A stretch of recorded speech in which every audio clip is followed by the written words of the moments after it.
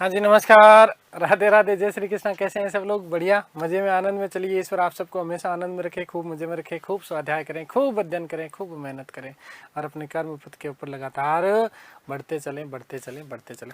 दोस्तों, हम बात कर रहे थे मुगलकालीन प्रशासन की। एक एक चीज़ को हमने बहुत डिटेल के साथ में, मैंने ये प्रयास किया कि आपको हर एक चीज़ दिमाग में बिठा करके कहानी के माध्यम से, बातों के माध्यम से, ताकि ये एग्ज़ाम के दौरान आपके दिमाग में ये बातें बस याद आ गई तो ये आपका काम हो जाएगा। हम कुछ मुख्य अधिकारियों की हम लोग चर्चा कर रहे थे हमारी पिछली क्लास में कि मुगल काल में कौन कौन से मुख्य अधिकारी थे। तो जैसे हमने बात करी, एक तो मीर आतिश, मैंने कहा आतिशबाजी करनी है ना, और आतिशबाजी छोटे मोटे कुछ बम नहीं फोड़ने, बड़ी बड़ी तोप ही फोड़नी है, तो तोप खाने का प्रमुख, ठीक है। फिर मीर बर से याद रखना, बेर खाने का, वन में जाकर के वन विभाग का प्रमुख। मीर बहर से याद रखना बाहर आई तो जल चाहिए, तो जल सेना का प्रमुख। और साई से नौकाओं का जो प्रमुख हुआ करता था, देख रेख करने वाला व्यक्ति होता था, वो मीर बहर कहलाता था। इसी कड़ी में आगे हमने देखा कि मीर बहर के बाद में हमने मीर तोजक की बात करी, है ना। तोजक से मैंने कहा कि ताजिया का याद रखना है, वाक्या नवीस, है ना। वाक्या मतलब समाचार लिखने वाला व्यक्ति। फिर हमने बात करी थी खुफिया नवीस, खुफिया गुप्त महत्वपूर्ण सूचना केंद्र में देने। हरकारा, क्या चीज़ है? हरकारा, मैंने कहा कि जासूस होता था, संदेश वाहक होता था, ठीक है। आगे बात समझिए, आगे हम बात करेंगे बहुत ही महत्वपूर्ण। नेक्स्ट देखिएगा, एक शब्द मिलता है और शब्द मिलता है बितकची। क्या शब्द मिलता है? बितकची, पूछा हुआ है, ठीक है ना। शब्द क्या मिलता है बेटा? बितकची, याद रखना, बितकची शब्द क्या मिलता है? बितकची, बहुत महत्वपूर्ण है और ये पूछा हुआ भी है, ठीक है ना। बितकची या बितिकची, कई जगह बितिकची भी मिलते हैं और कई जगह बितिकची भी मिलता है, ठीक है। तो बितकची से याद रखना बातें करने वाला, है ना। और बातें करके, बातें भी कहाँ करेगा? वो प्रांत में जाकर के बातें करेगा। कहाँ? प्रांत में जाकर के बातें करेगा, फिर कागज में लिख लेना, है ना। किस में लिखेगा? कागज में। और बातें करेगा किससे? भूमि के पास में जाकर के, भूमि के जो किसान होते थे उनसे बातें करता था। तो मतलब क्या हुआ? देखो समझो, बितकची का मतलब था कि प्रांतों में भूमि व लगान के कागज तैयार करने वाला व्यक्ति जो होता था वो क्या कहलाता था? बितकची। प्रांतों में, कहां पर? प्रांतों में, याद रखना, मोस्ट इंपोर्टेंट कि प्रांतों में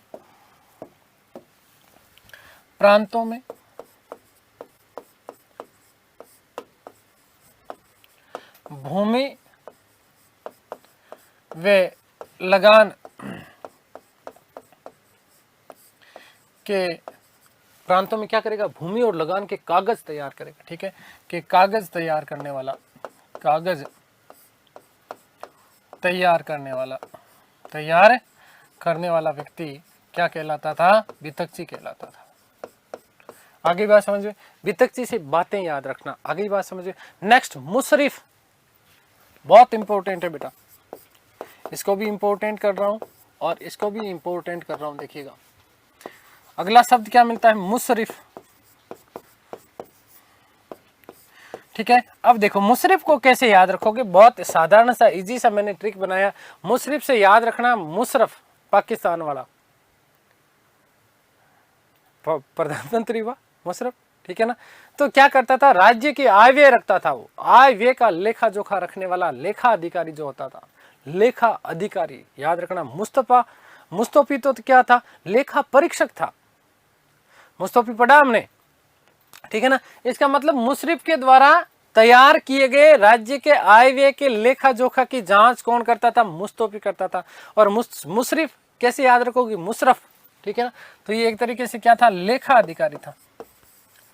लेखा अधिकारी क्या था बेटा जी? लेखा अधिकारी था, ठीक है। और लेखा अधिकारी है तो क्या करेगा भाई? राज्य की कितनी आय हुई है, राज्य में कितना व्यय हुआ, उसका लेखा जोखा रखेगा। तो राज्य की आय,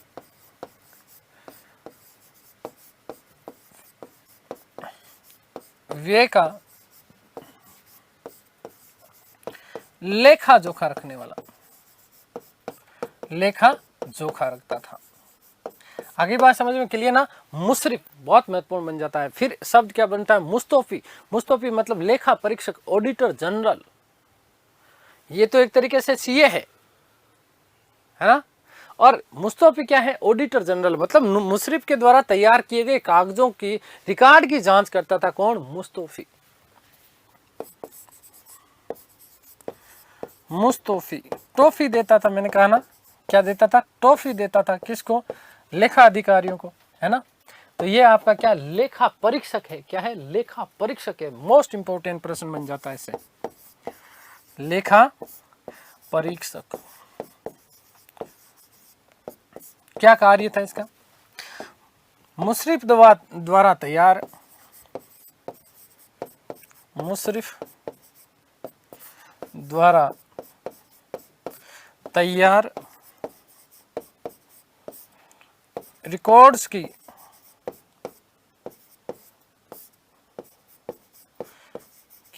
जांच करना इसका प्रमुख कार्य था। आगे बात समझ में, किसका, मुस्तौफी का, किसका, मुस्तौफी की। आगे बहुत सारे एक शब्द याद रखिएगा, शब्द याद रखना है, मुसद्दी, शब्द क्या रखता है, मुसद्दी, याद रखना है, मुसद्दी।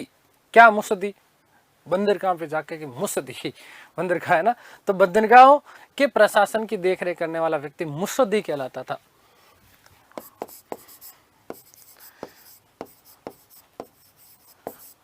ठीक है, बंदरगाह का प्रशासक,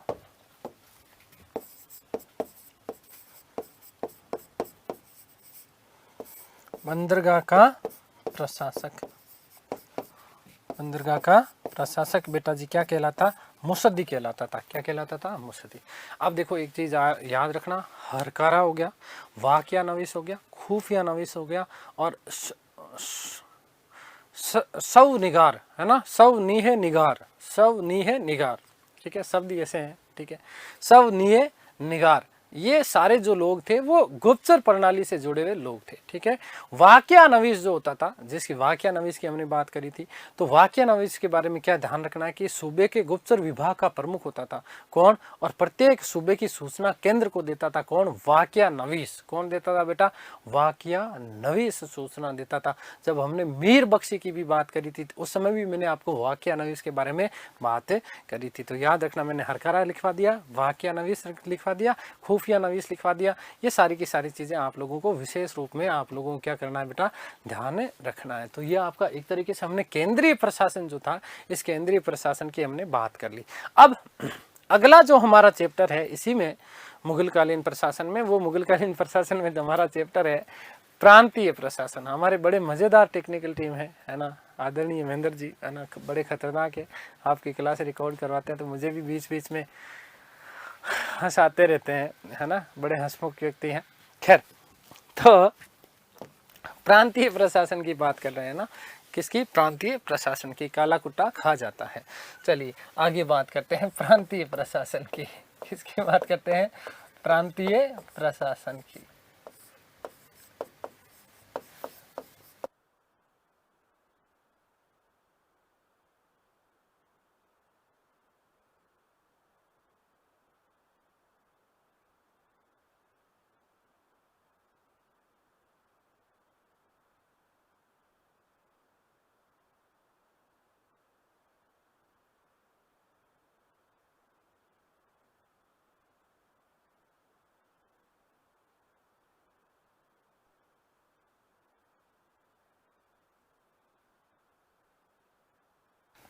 चलिए प्रांतीय प्रशासन की बात कर लेते हैं बेटा जी, ध्यान रखना। अब देखो, प्रांतीय प्रशासन में हम विशेष रूप से बात करते हैं, विशेष रूप से चर्चा यदि करते हैं, तो प्रांतीय प्रशासन का गठन करने का समय ना तो बाबर को मिला और हुमायूं को तो मिलने का सवाल ही पैदा नहीं होता, क्योंकि हुमायूं के पीछे तो शेरशाह सूरी ऐसे पड़ा था जैसे नहा धो करके। आगे बात समझ क्लियर है ना। तो प्रांतीय प्रशासन, है ना, प्रांतीय प्रशासन का जनक अकबर को कहा जाता है। मुगल काल में प्रांतीय प्रशासन का वास्तविक जनक, क्योंकि केंद्रीय प्रशासन के रूप में तो कहीं ना कहीं थोड़ी सी चीजें थी, जैसे वजीर था, है ना, और ये इस प्रकार की चीजें चलती थी। ठीक है, मीर बख्शी भी पहले से पद ऐसे कहा जाता है कि चलता था, लेकिन वास्तविक रूप में स्थापित जो है अकबर ने करवाया। लेकिन पूर्ण रूपेण जो प्रांतीय प्रशासन था, इस प्रांतीय प्रशासन का जनक अकबर को कहा जाता है। बेटा मोस्ट इंपोर्टेंट आपका प्रश्न बन जाता है। ठीक है, याद रखना, यहां से आपका प्रश्न कौन सा आता है अभी बात करेंगे। तो देखो पहली बात तो प्रांतों को क्या कहा जाता था, ये आपका बेसिक सा प्रश्न बनता है। मैंने आपको बहुत अच्छे से बता दिया कि प्रांतों को सूबा कहा जाता था। क्या कहा जाता था? सूबा कहा जाता था। काला कट्टा कहीं पर भी नहीं कहा गया है, ठीक है, सूबा कहा जाता था। क्या कहा जाता था? सूबा कहा जाता था। खैर, तो देखो बाबर और हुमायूं को गठन करने का समय नहीं मिला, अतः मुगल प्रांतीय प्रशासन का जनक अकबर को कहा जाता है। प्रांतों की यदि हम बात करें तो देखो केंद्र को मैंने विभाजित बताया, मैंने कहा कि केंद्र किस में विभाजित था? प्रांतों में। जैसे प्रांतों को सूबा कहा जाता था। क्या कहा जाता था? सूबा कहा जाता था। सूबे किस में विभाजित थे? परगना में। परगना किस में, माफ करना, सूबा किस में विभाजित था? सरकार में। सरकार किस में विभाजित था? परगना में। परगना किस में विभाजित था? ग्राम में। ये हमने विभाजन कर लिया था, फिर भी मैं आपको वापिस बता रहा हूँ, रिकॉल करवा रहा हूँ, ठीक है। आगे बात समझ में क्लियर है? उससे आगे की यदि हम बात करते हैं तो देखो अलग अलग व्यक्ति के शासनकाल में अलग अलग सूबों की संख्या थी। मोस्ट इंपोर्टेंट प्रश्न क्या बनता है बेटा, ध्यान देना। आपसे सीधा सीधा प्रश्न, पहला बेसिक सा तो प्रश्न ये बनता है कि मुगल काल में प्रांतों को क्या कहा जाता था? सूबा कहा जाता था। और अकबर के समय प्रांतों की संख्या या सूबों की संख्या कितनी थी, ये प्रश्न आपका आता है। और सर्वाधिक सूबे किसके शासनकाल में थे? तो सर्वाधिक सूबे औरंगजेब के शासनकाल में थे। ये आपके बेसिक सीधे सीधे प्रश्न बनते हैं, लेकिन फिर भी मैं आपको एक एक चीज यहां से समझाने वाला हूं, ठीक है। देखिएगा, ध्यान दीजिएगा। पहली बात कि बाबर व हुमायूं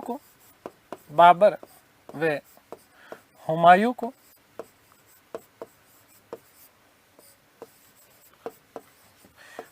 प्रांतीय प्रशासन का गठन करने का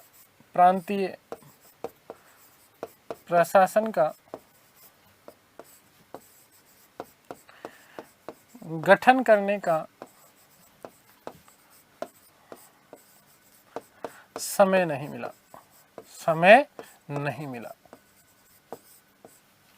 अतः मुगल काल में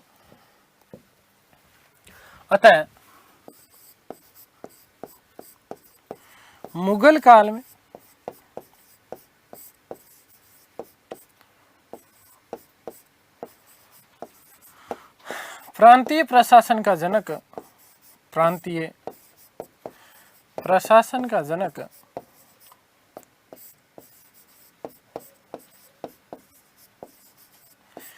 अकबर को माना जाता है।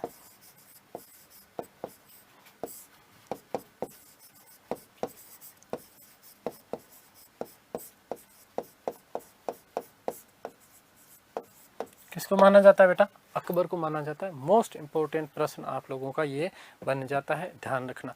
एक तरफ मैं अब शासक का नाम लिखूंगा और दूसरी तरफ उसके सामने उसके समय कितने सूबे थे उसकी मैं चर्चा आप लोगों के लिए करने वाला हूं।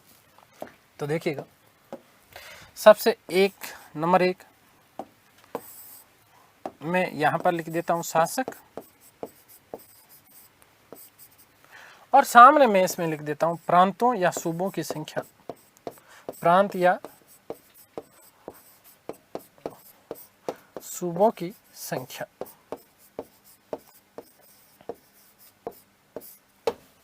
ठीक है।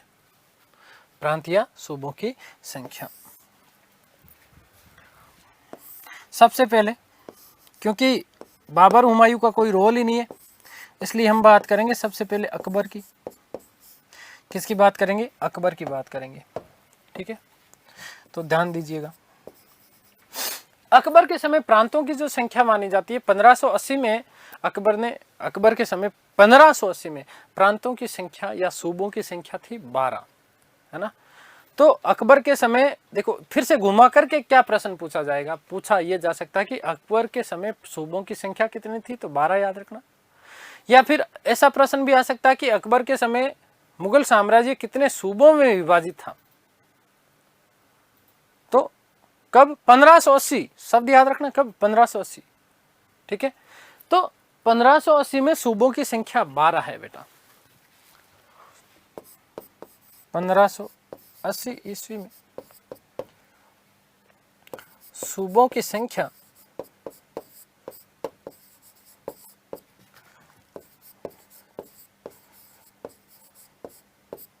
कितनी है? 12, ठीक है।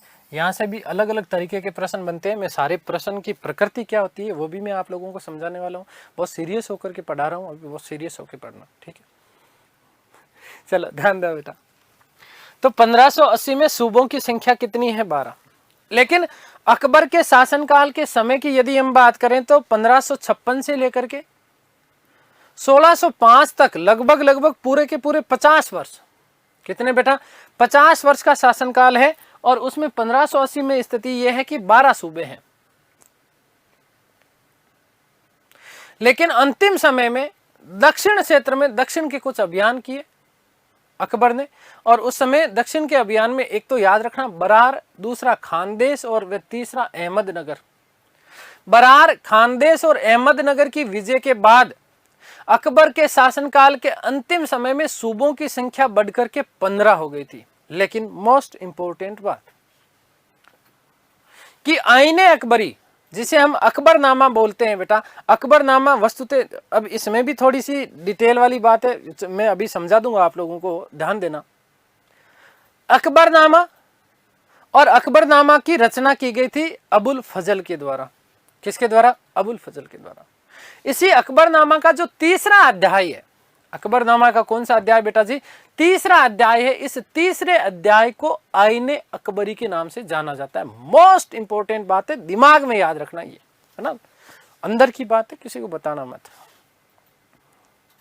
ठीक है। तो ध्यान रखना कि आईने अकबरी में केवल 12 ही सूबों का उल्लेख मिलता है।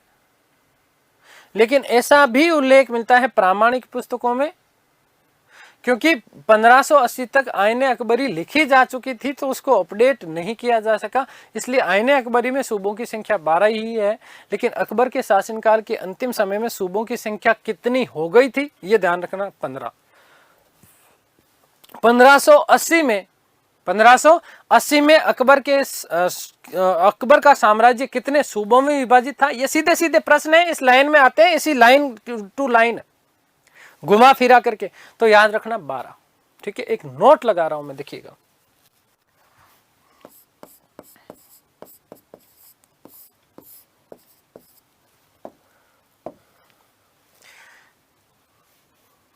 कि अकबर के शासनकाल के अंतिम समय में, अकबर के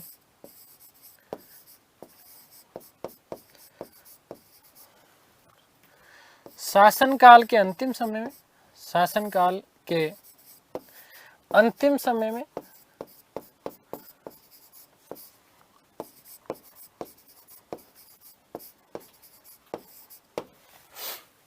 दक्षिण अभियान, दक्षिण भारत अभियान, ठीक है, दक्षिण अभियान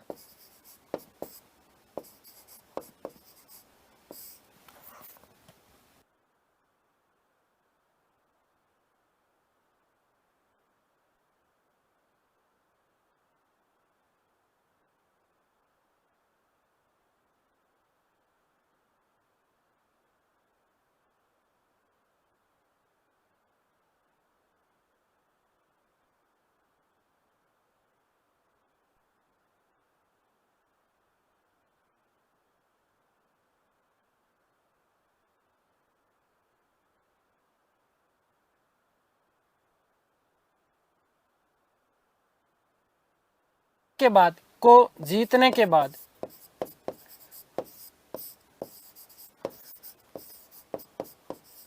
सूबों की संख्या कितनी हो गई है? यहां पर लिख रहा हूं 15 सूबे। कितने बेटा? 15 सूबे। देखो ध्यान देना, मैंने नोट क्या लिखा है? 1580 में सूबों की संख्या 12 है। फिर मैंने नोट लिखा कि अकबर के शासनकाल के अंतिम समय में जब उसने दक्षिण अभियान किया तो दक्षिण अभियान में उसने 3 क्षेत्र जीते, बरार, खानदेश और अहमदनगर। बरार, खानदेश और अहमदनगर। ये जीतने के बाद उसके शासनकाल में कुल सूबों की संख्या कितनी हो गई बेटा? 15 हो गई है। ये बात आप लोग ध्यान रखना, ठीक है। आगे चलते हैं, फिर से नोट कि आईने अकबरी में, आईने अकबरी में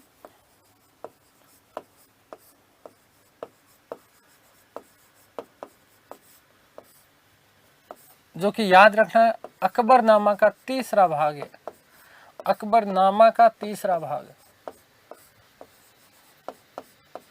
तीसरा अध्याय, तीसरा अध्याय क्या कहलाता है बेटा, याद रखना, आईने अकबरी कहलाता है। तो आईने अकबरी में सूबों की संख्या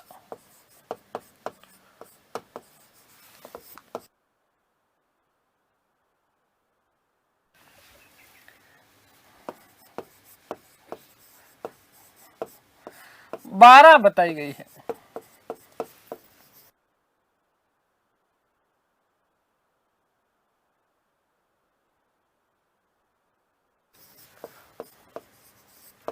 आ गई बात समझ में? चलिए, तो ये आपके लिए महत्वपूर्ण बात बन जाती है। क्या महत्वपूर्ण बात बन जाती है बेटा, याद रखना कि आईने अकबरी में सूबों की संख्या कितनी है, 12। 1580 में अकबर के शासनकाल में सूबों की संख्या कितनी है, 12। ठीक है, लेकिन शासनकाल के अंतिम समय में उसने दक्षिण अभियान किया, बरार, खानदेश और अहमदनगर को जीता, और इस प्रकार से 3 सूबे उसको नए मिले, और सूबों की संख्या कितनी हो गई थी, 15 हो गई थी। कितनी हो गई थी, 15 हो गई थी। अगली हम बात करेंगे जहांगीर की। नंबर 2 शासक,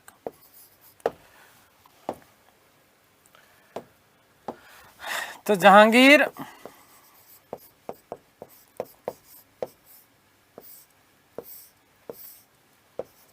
देखिएगा, सुनिएगा भाई, जहांगीर के समय सूबों की संख्या पूछ ली जाए तो जहांगीर के समय भी सूबों की संख्या उतनी है जितनी अकबर के शासनकाल के अंतिम समय में है। अर्थात बोले तो कितने बेटा जी, 15 सूबे।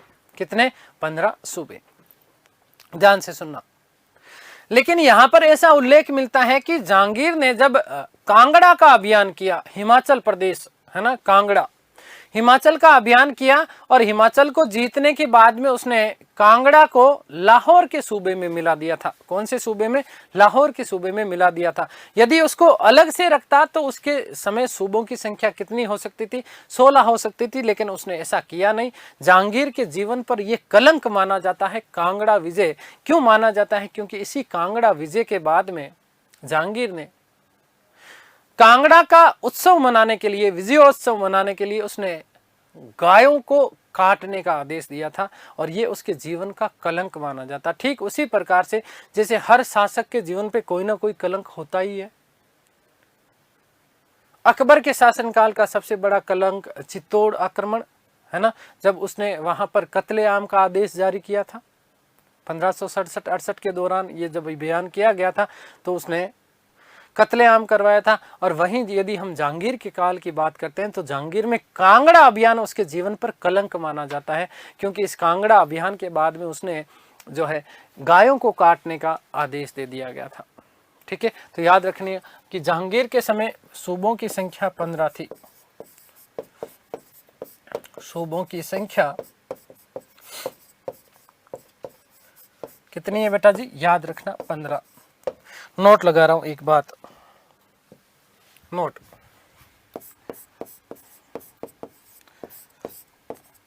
कि जहांगीर ने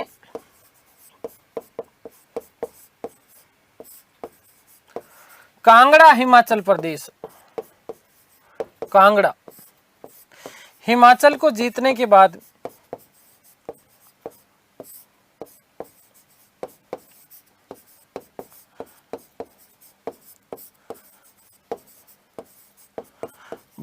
उसे लाहौर सूबे में मिला दिया। लाहौर सूबे में मिला दिया।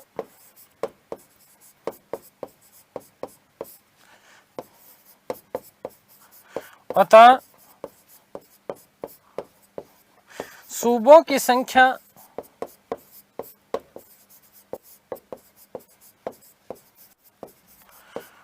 15 ही रही।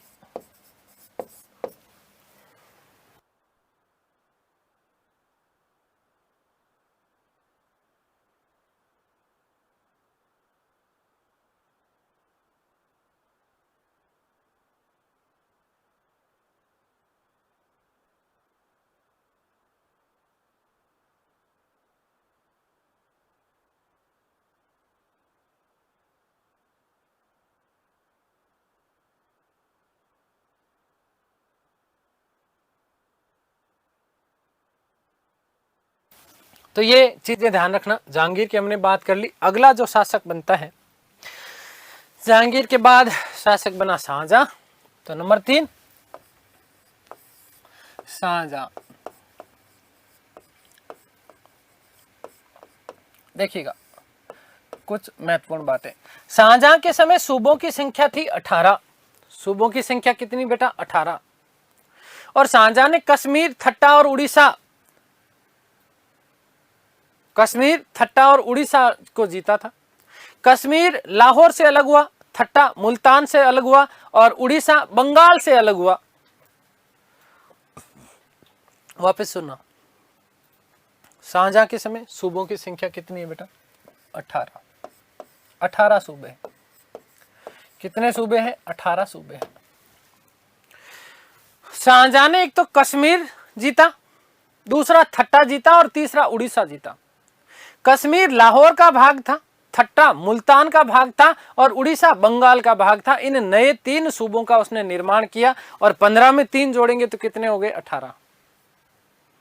15 में यदि 3 जोड़ेंगे तो कितने हो गए बेटा? 18 सूबे हो गए। कितने हो गए? 18 सूबे। तो शाहजहां ने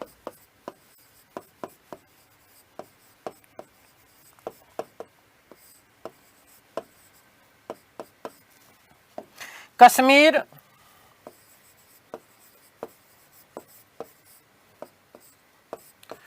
लाहौर सूबे में था,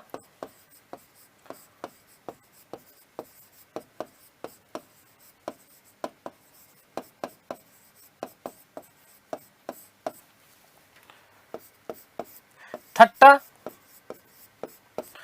मुल्तान सूबे में था,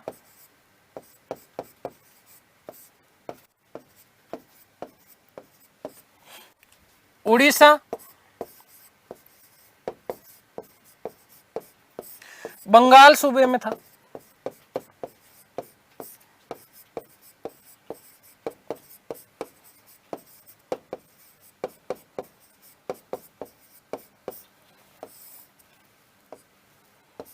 को जीतकर इन 3 सूबों को शामिल किया।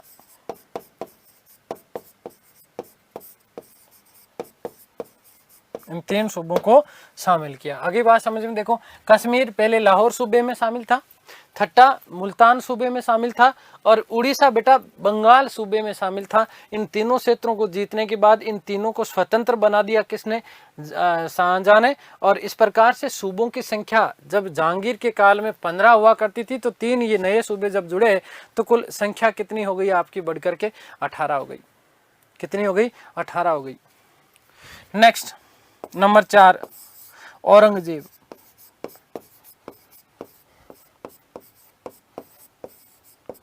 अब देखो औरंगजेब के सूबों की संख्या 20 या 21 बताई जाती है। औरंगजेब के शासनकाल में सूबों की संख्या कई जगह 20 मिलेगी और कई जगह बेटा जी 21 मिलेगी।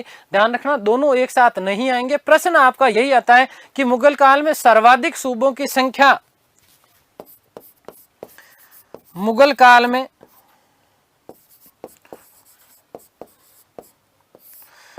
काल में सर्वाधिक सूबों की संख्या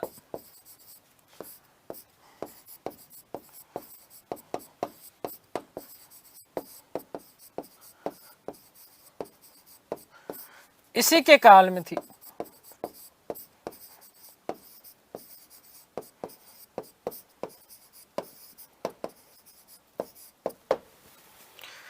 किसके काल में? औरंगजेब के काल में। देखो एक तो इसने बीजापुर अभियान किया 1686 में, उसके बाद इसने गोलकुंडा को जीता 1687 में, है ना।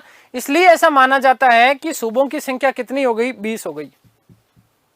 ध्यान रखना बीजापुर 1686 और गोलकुंडा 1687 इसको जीता और 18 पहले से थे तो 18 और 2 20 हो गए। लेकिन प्रोफेसर राय चौधरी, हेमचंद्र राय चौधरी और मजूमदार जी ने सूबों की संख्या 21 बताई है। सूबों की संख्या कितनी बताइए बेटा? 21 बताइए। कितनी बताइए? 21 बताइए। ये बात विशेष रूप से याद रखना। और सूबे का जो प्रशासक था उसको सूबेदार कहा जाता था अकबर के काल में ही। फिर उससे एक और नाम दिया गया सिपा सलार, सिपे सालार। और बाद में लास्ट में औरंगजेब के समय नाजिम का भी उल्लेख मिलता है। ठीक है, तो याद रखना ये प्रशासक का तो वैसे मैंने लिखवा दिया, लेकिन फिर भी दिमाग में आप लोग रखना इस बात को याद। ठीक है ना, याद रखिएगा कि औरंगजेब ने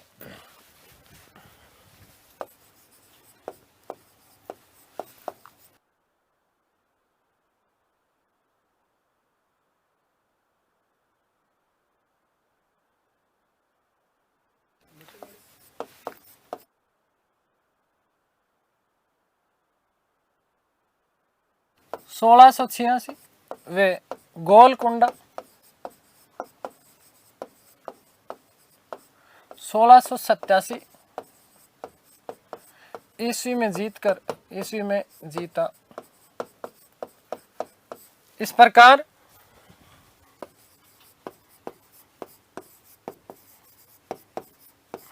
सूबों की संख्या 20 हो गई थी। सूबों की संख्या कितनी हो गई बेटा? 20 हो गई थी।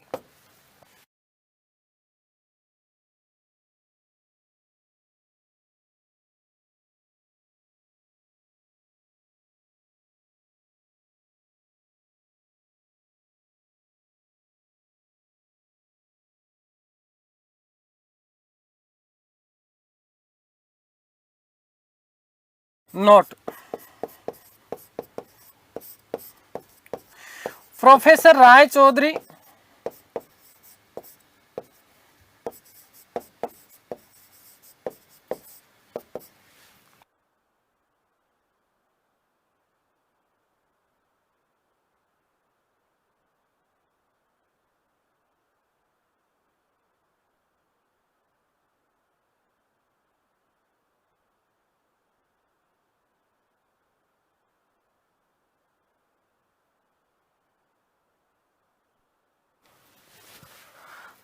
वे मजूमदार ने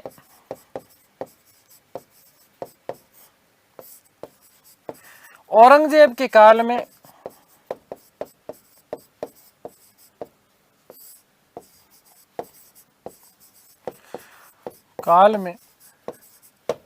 सूबों की संख्या 21 बताइए।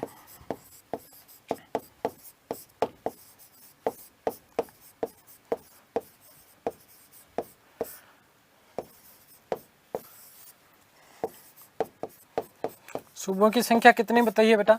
21 बताइए। ये बात आप लोग याद रखना, ठीक है ना। हालांकि 20 ही थे, ये बात सच है, ठीक है ना।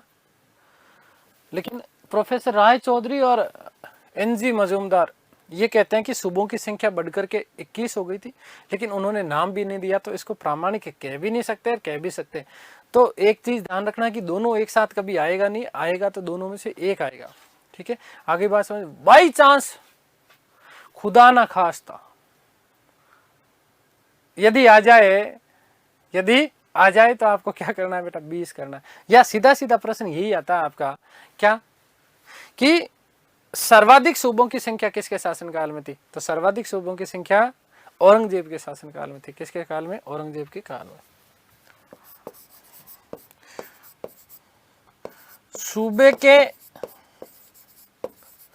मुख्य प्रशासक को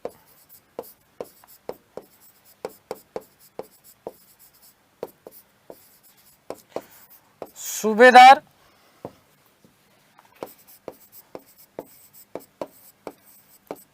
बाद में क्या कहा जाने लगा? सिपा सलार। और औरंगजेब के काल में आते आते नाजिम कहा जाने लगा। नाजिम कहा जाता था।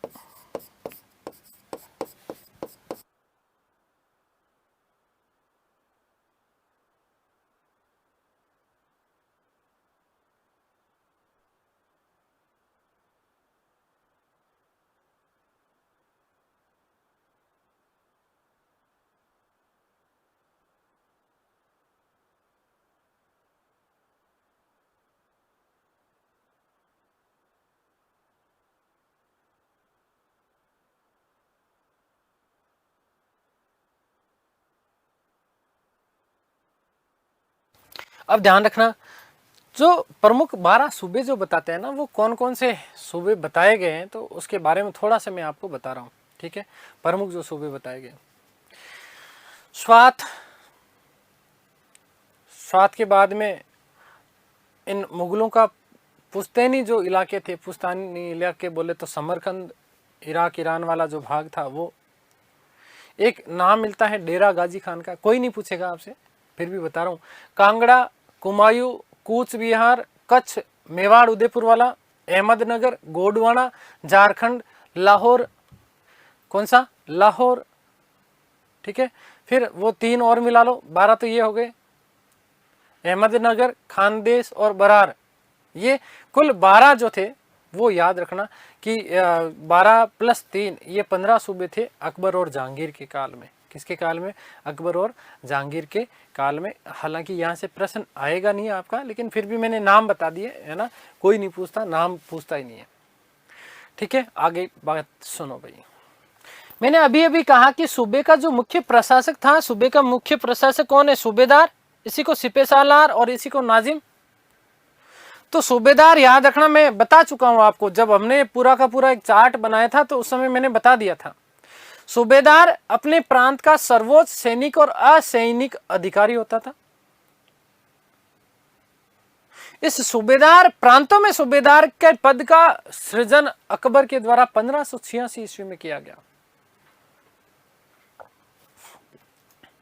और वित्तीय जो अधिकार थे, वो वित्तीय अधिकार जो दिए गए, वो मैंने कहा सूबाई दीवान की नियुक्ति की गई थी 1586 में।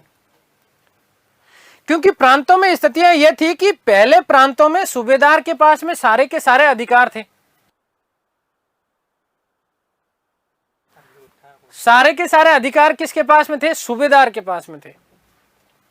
तो इस सूबेदार को नियंत्रित करना आवश्यक था, जरूरी था। इसलिए 1586 में सूबेदार की शक्तियों को नियंत्रित करने के लिए, सूबेदार की शक्तियों को नियंत्रित करने के लिए 1586 में अकबर ने क्या किया साहब, अकबर ने सूबाई दीवान की नियुक्ति की। सूबाई दीवान या प्रांतीय दीवान जिसे कहा जाता था। और प्रांतीय दीवान की नियुक्ति करने के बाद में प्रांत के जितने भी राजस्व और वित्तीय संबंधित जो मामले थे, ये सारे के सारे मामले किसको दे दिए गए, प्रांतीय दीवान को दे दिए गए। इसका मतलब ये हुआ कि अब जो सूबेदार की जो शक्ति थी, जो उसके पास जितने ज्यादा पावर थे, उन पावर के ऊपर एक तरीके से नियंत्रण स्थापित कर लिया। हालांकि ध्यान रखना कि सूबेदार जो था, उस सूबेदार को संधि करने और मनसब प्रदान करने का अधिकार नहीं था। तो कुछ चीजें मैं लिख रहा हूं, देखिएगा, लिख ही देता हूं मैं। सूबेदार,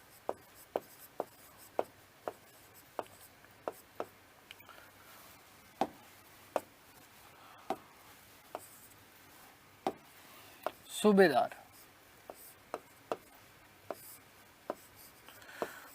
सूबे का सर्वोच्च प्रशासनिक अधिकारी होता था। सर्वोच्च प्रशासनिक अधिकारी,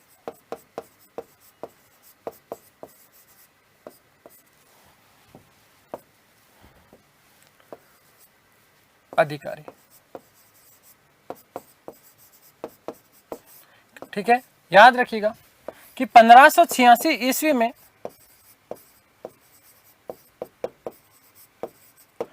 सूबेदार की शक्तियों को नियंत्रित करने के हेतु, सूबेदार की शक्तियों को नियंत्रित करने हेतु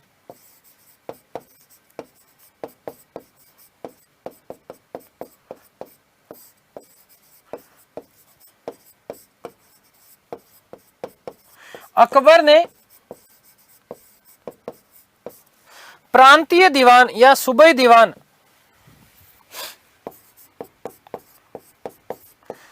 प्रांतीय दीवान या इसी के लिए बेटा शब्द क्या लेंगे हम, सूबाई दीवान। केंद्र में क्या कहलाता था, दीवान ए कुल, मैं लिखा चुका आपको, ठीक है। क्या कहलाता था, दीवान ए कुल, ठीक है, का पद सृजित किया, पद सृजित किया, ठीक है। और अब आपको लिखाने की जरूरत नहीं है कि भाई इसके पास में राजस्व से संबंधित सारी की सारी चीजें इसके पास में थी। आगे बात समझे। तो सूबेदार, तो एक चीज याद रखना कि सूबेदार को संधि करने और मनसब करने का अधिकार प्राप्त नहीं था। लेकिन यहां पर एक विशेष बात है। विशेष बात क्या है कि अकबर ने गुजरात के जो सूबेदार हुआ करते थे जिनका नाम था टोडरमल, इस टोडरमल जी को राजपूतों से संधि करने और उन्हें मनसब प्रदान करने का अधिकार प्रदान कर रखा था। ठीक है। हालांकि याद रखना विशेष स्मरणीय तथ्य है कि सूबेदार को संधि करने और मनसब प्रदान करने का अधिकार नहीं था। केवल और केवल एकमात्र व्यक्ति ऐसा, कौन? टोडरमल, जिसे राजपूतों से संधि करने और मनसब प्रदान करने का अधिकार प्रदान कर रखा था। किसने? अकबर ने। 1580, हाँ 1580 के आसपास गुजरात का टोडर जो है दीवान बनाया गया था। किसको? सूबेदार बनाया गया था। किसको बेटा? टोडरमल को। किसको? टोडरमल को। आगे बात समझे। तो नोट लगा के एक बात लिख रहा हूं, नोट,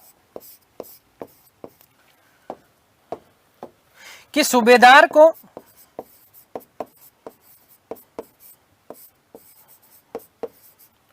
संधि करने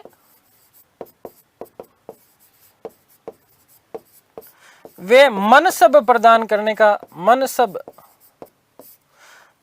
करने का अधिकार नहीं था। प्रदान करने का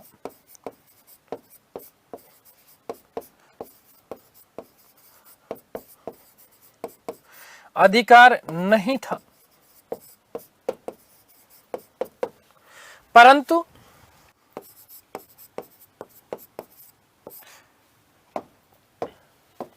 गुजरात के सूबेदार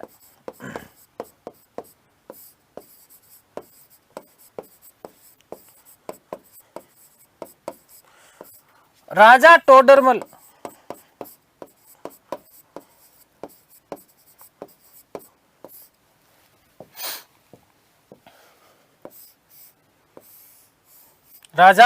टोडरमल को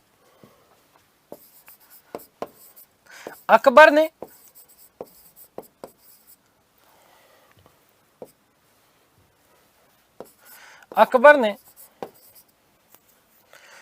राजपूतों से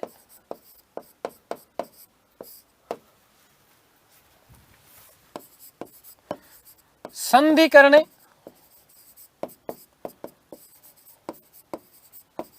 वे उन्हें मनसब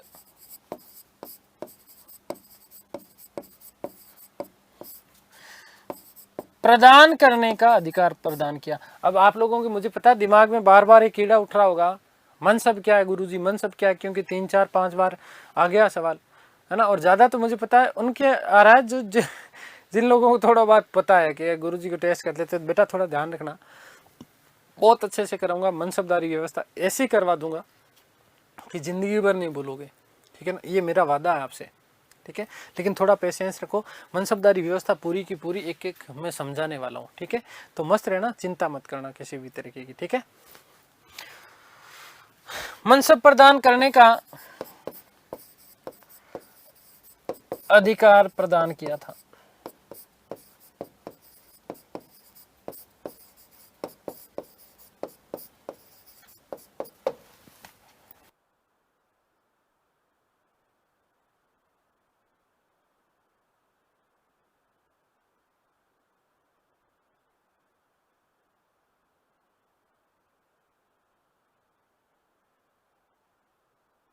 ठीक है, अब प्रांतों में और भी, हालांकि मैं आप लोगों को बता चुका हूं, ठीक है, बहुत अच्छे से समझा चुका एक एक चीज, लेकिन फिर भी केवल अब मैं समझा रहा हूं वो कब रूप में। प्रांतीय दीवान पद का सर्जन किसने किया? आपको पता है अकबर ने कब किया? 1586 में। सूबे में आपसे सीधा सीधा प्रश्न पूछ लेंगे कि सूबे में वित्त एवं राजस्व का प्रमुख कौन होता था? प्रांतीय दीवान। लेकिन ध्यान रखना, ये सूबेदार के प्रति उत्तरदायी नहीं होता था, ये सीधे सीधे केंद्रीय दीवान या शाही दीवान, जिसे दीवान ए वजारत ए कुल कहा था हमने, दीवान ए कुल कह दो या दीवान ए वजारत ए कुल कह दो, एक ही बात है, उसके अधीन होता था, उसके प्रति उत्तरदायी होता था। जितनी भी जो भी रिपोर्ट होती थी वो सीधे सीधे केंद्रीय या शाही दीवान को ये सौंपता था। और साथ ही साथ याद रखना कि प्रांतों में वो दीवानी मामलों, दीवानी मुकदमे जो होते थे, है ना, चोरी लूट इस प्रकार से संबंधित जितने भी चीजें होती थी, उन दीवानी मुकदमों का निर्णय भी करता था कौन? प्रांतीय दीवान। ठीक है, तो थोड़ी थोड़ी, बहुत ज्यादा डिटेल में नहीं, अब एक एक दो दो लाइनें में लिखने वाला हूं। प्रांतीय दीवान, प्रांतीय दीवान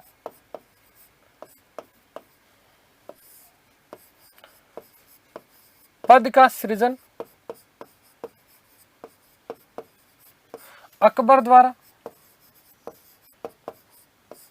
1586 में, बता दिया बेटा मैंने। दूसरा, प्रांतों में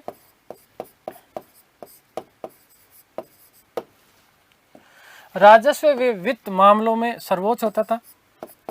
वित्त व राजस्व का सर्वोच्च अधिकारी। ठीक है, नेक्स्ट बात क्या कि यह शाही दीवान, शाही दीवान के प्रति उत्तरदायी होता था।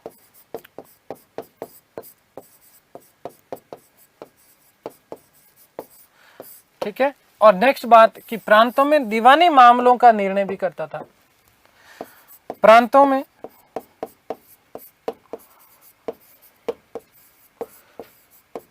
दीवानी मामलों का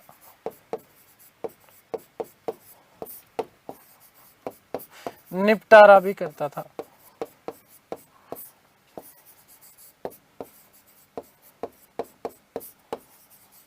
ठीक है, तो सूबेदार हो गया, प्रांतीय दीवान हो गया बेटा। ठीक है, अगला नेक्स्ट बख्शी, है ना, जैसे केंद्र में मीर बख्शी होता था, प्रांत में बख्शी होता था। सूबों की सेना की देखभाल करने का कार्य जो है ना, और यही व्यक्ति वाकिया निगार के रूप में सूबे की जानकारी केंद्र को देता था। कौन? बख्शी। एक अकबर की बहन भी थी बख्शी बानो, है ना, बख्शी।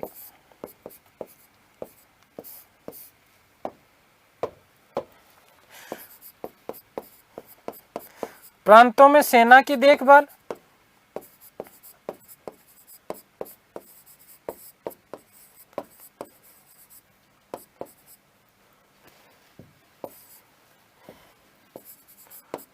और वाकिया निगार के रूप में, ये इंपॉर्टेंट है, याद रखना,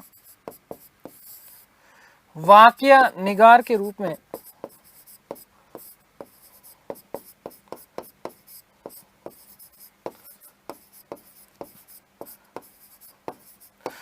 प्रांतों की सूचना केंद्र को देने का कार्य, प्रांतों की सूचना केंद्र में देने का कार्य।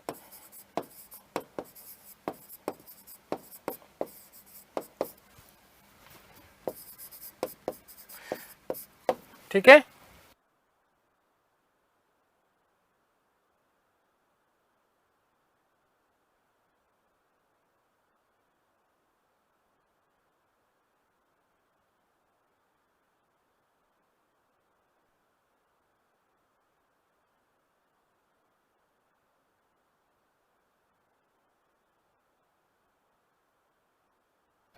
ठीक है, आगे बात समझ में। इसके आगे यदि हम बात करते हैं तो देखो, जब हमने सद्र व सुदूर की बात करी थी ना, तब मैंने कहा ना कि 1586 के बाद में जो है सद्र व सुदूर को प्रांतों में भी विभाजित किया गया, प्रांतों में भी भेजा जाता था, तो प्रांतीय सद्र भी वहां पर एक पद होता था, याद रखना। ठीक है, दूसरा, वस्तुतः काजी और पद सद्र, इसका पद एक ही व्यक्ति को दे दिया जाता था प्रांतों में।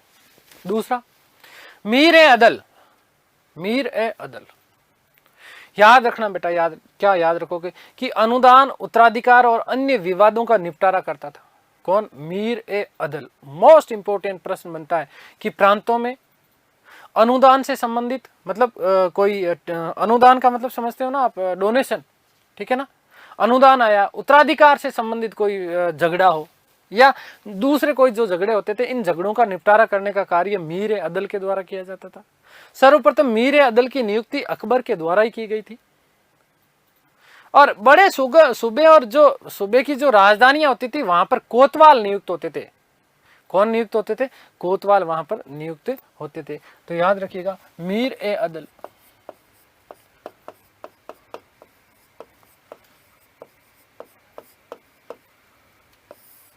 याद रखना, इसकी नियुक्ति सर्वप्रथम अकबर के द्वारा की गई। इसकी नियुक्ति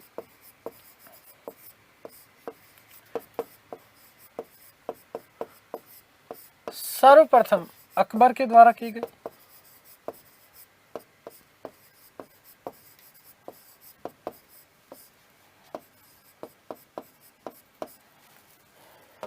यह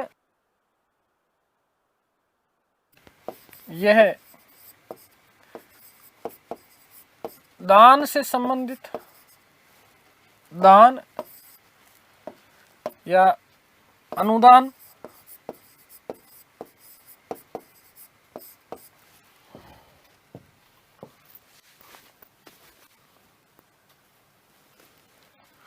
वे उत्तराधिकार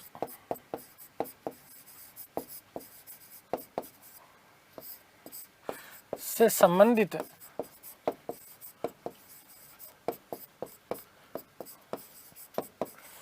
मामलों का निपटारा करता था।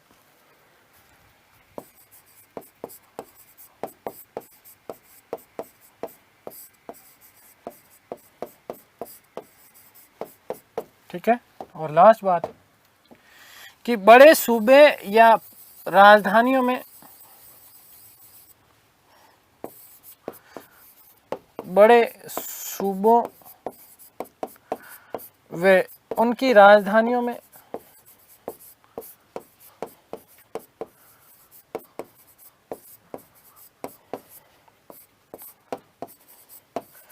यह कार्य करने हेतु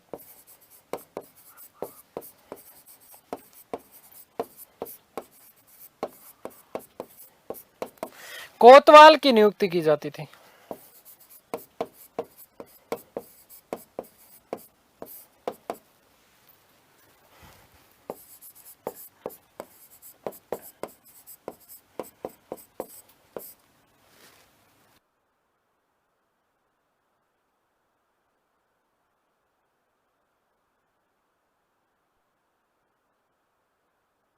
ठीक है, आगे बात समझिए। तो ये प्रांतीय प्रशासन हमारा हो गया।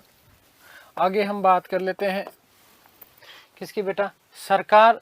सरकार का मतलब जिला, और जिला प्रशासन की हम लोग बात कर लेते हैं। सरकार अर्थात जिला प्रशासन बहुत बड़ा टॉपिक है थोड़ा। ठीक है, सरकार या जिले प्रशासन की मुगल काल में यदि हम बात करते हैं तो जब मैंने वही वाली टेबल, वो टेबल आपके लिए मोस्ट इंपोर्टेंट है। देखो, सरकार में मैंने, जिले में मैंने कहा, क्या कहा? फौजदार को नियुक्त करना है। तो सर्वोच्च प्रशासक कौन होता था? फौजदार। और राजस्व वाली जो चीजें थी वो अमल गुजार। आगे बात समझे। फिर मैंने आपको बताया था वितक जी। वितक जी जो होता था वो लिपिक होता था, जो क्या कार्य करता था वस्तुतः जिले में, कि लगान और भूमि से संबंधित जो कागज होते थे उनको तैयारी करता था। एक खजानदार, जिले का खजांची, है ना। तो फौजदार, सर्वोच्च प्रशासक जिले का। ठीक है,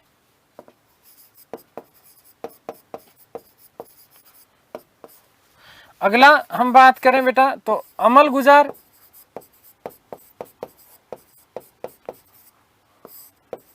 अमल गुजार का मतलब क्या है बेटा? ध्यान रखना,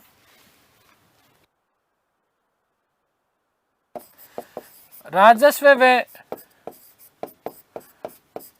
वित्त से संबंधित कार्य।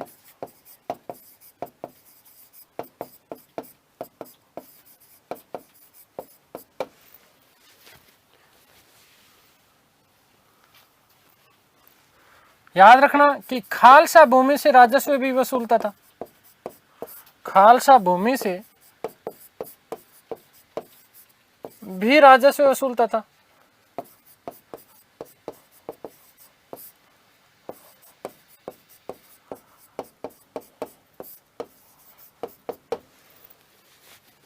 फिर नेक्स्ट वितक्ची,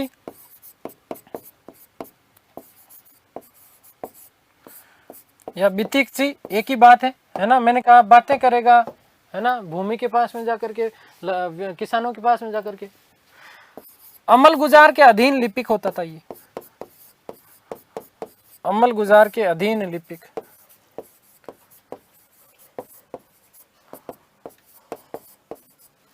लिपिक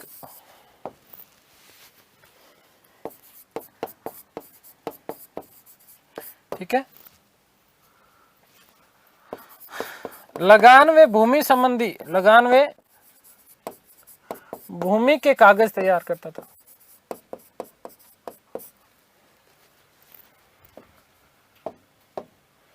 अगला याद रखना बेटा, खजानदार। कौन? खजानदार।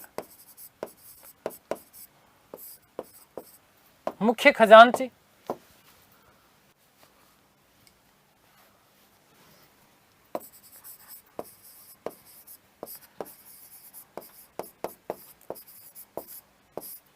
मुख्य खजांची।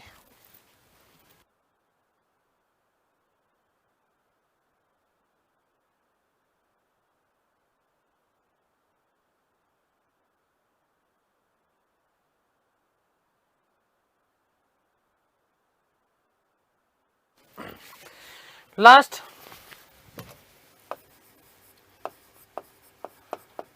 परगने का प्रशासन। परगना मतलब क्या था बेटा? तहसील। परगने का मतलब क्या था? तहसील। तो समझा चुका वैसे तो। परगने में सिकदार, ठीक है, सिकदार मतलब शांति व्यवस्था, कानून व्यवस्था कायम रखने के लिए प्रशासक के रूप में सिकदार होता था। वित्तीय अधिकारी के रूप में आमिल की बात करी, किसानों से लगान वसूल करने का कार्य करता था आमिल। अब यहां पर एक थोड़ी सी विशेष बात याद रखना है। विशेष क्या बात याद रखना कि अकबर ने अपने शासनकाल के 18वें वर्ष, शासनकाल के 18वें वर्ष मतलब 1574 ईस्वी में 1 करोड़ दाम से अधिक राजस्व वाले परगनों में एक आमिल नियुक्त किया था, जिसे किरोड़ी भी कहा जाता था। 1 करोड़ दाम से अधिक जहां राजस्व आता था, वहां पर जो उसने व्यक्ति आमिल जो नियुक्त किया, उस आमिल को क्या कहा जाता था? किरोड़ी कहा जाता था। और एक हमने बात करी थी यहीं पर आमीन की, जब मैंने आपको बताया था, मैंने कहा कि शाहजहां ने प्रत्येक परगने में मालगुजारी का निर्धारण करने के लिए आमीन की नियुक्ति करी। और फिर फौतदार, मुख्य परगने का जो खजांची होता था वो क्या कहलाता था? फौतदार कहलाता था। क्या कहलाता था? फौतदार। तो सिकदार,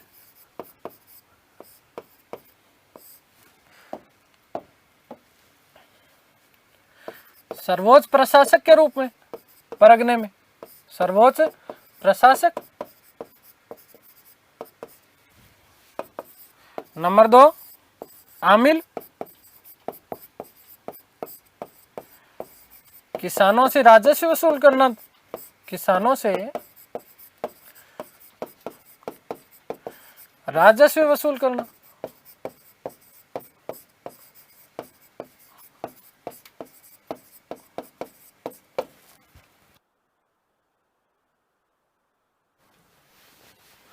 याद रखना कि अकबर ने 1574 ईस्वी में 1 करोड़ से अधिक दाम,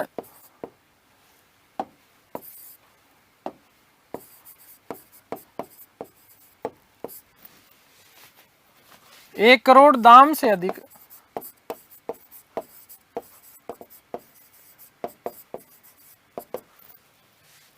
राजस्व वाले परगनों में, राजस्व वाले परगनों में एक आमिल की नियुक्ति की,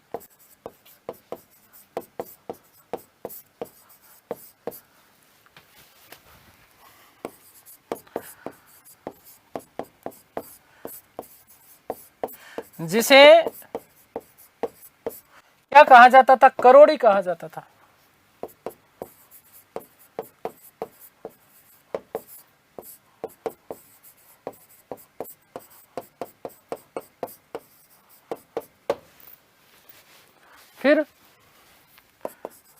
अमीन, याद रखना शाहजहां द्वारा नियुक्त है।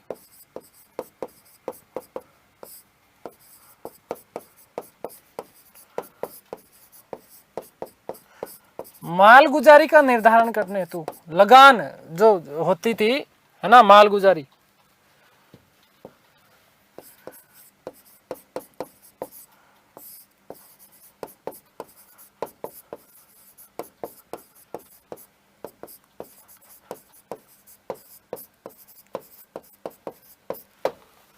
फिर फौतदार,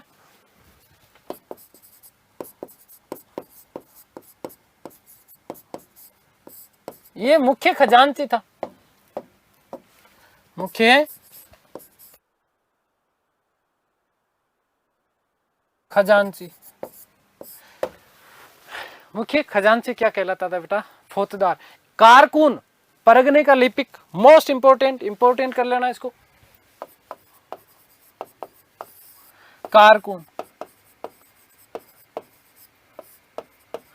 परगने का लिपिक होता था, परगने का लिपिक।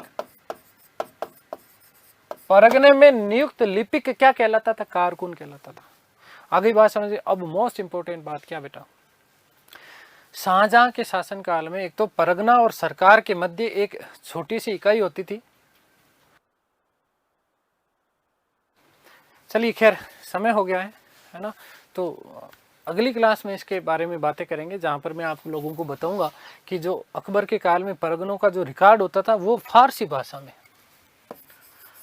मोस्ट इंपोर्टेंट ये प्रश्न पूछा जा चुका है पिछली बार शिक्षक भर्ती परीक्षा में।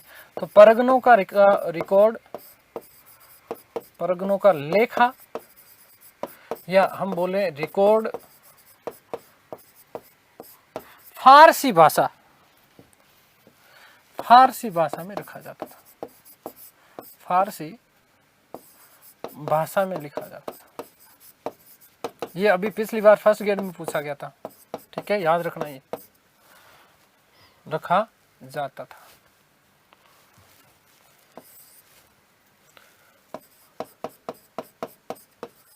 ठीक है, आगे बात समझ में क्लियर है? तो उम्मीद करता हूँ कि सारी चीज़ें आप लोगों को समझ में आई होगी। गांव वाला थोड़ा सा प्रशासन बचाए तो वो हम करेंगे, फिर उसके बाद में थोड़ी अर्थव्यवस्था की बातें करेंगे, कला संस्कृति साहित्य की बात करेंगे, समाज की बात करेंगे। ठीक है, उम्मीद करता हूँ सब चीज़ें आप लोगों को समझ में आई होगी। ईश्वर से प्रार्थना करता हूँ कि आप सब स्वस्थ रहें, मस्त रहें, तंदुरुस्त रहें, आह्लादित और प्रसन्नचित रहें। इस सृष्टि की संपूर्ण खुशियाँ आपको और आपके परिवार को मिले और आप लोगों को जल्द से जल्द सफलता मिले। ये मेरी आप लोगों के लिए शुभकामनाएं।